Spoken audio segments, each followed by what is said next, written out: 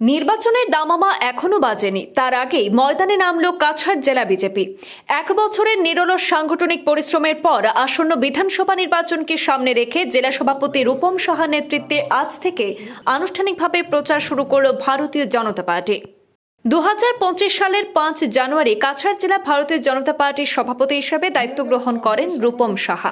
জানা গেছে, সভাপতির দায়িত্ব নেওয়ার পর গত এক বছরে মাত্র 18 দিন বাদে বাকি পুরো সময়টাই দলীয় কর্মকাণ্ডে ব্যয় করেছেন রূপম সাহা। তার নেতৃত্বে এবার কাছাড় জেলা বিজেপির বিভিন্ন পদাধিকারীরাও সাংগঠনিক কাজ ও দলীয় কার্যক্রমে সক্রিয় ভূমিকা পালন করে গেছেন।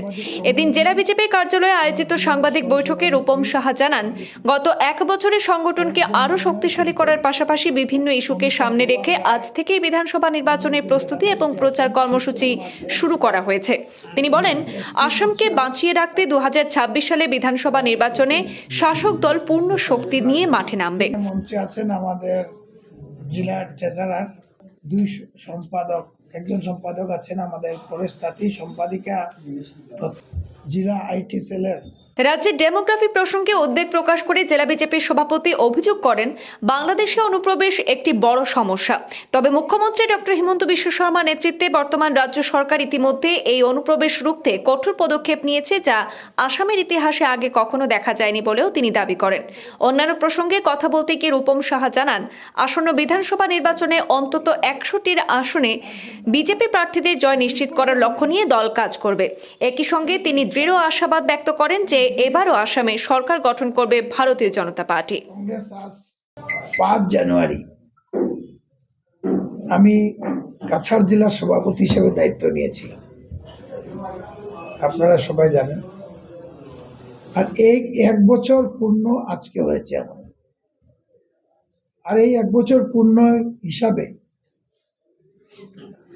দলের দায়িত্বে থাকা এক বছরে প্রায় আমি 18 দিন আমার পিতার মৃত্যুর জন্য আমি দলের কাজ থেকে বিরত ছিলাম।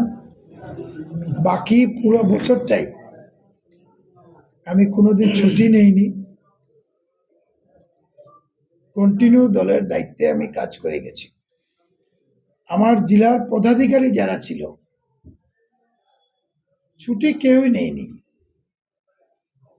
যে এক বছর পূর্ণ সময় আমার জেলার পদাধিকারীরা আমার সঙ্গে যেভাবে তাল মিলিয়ে কাজ করেছেন,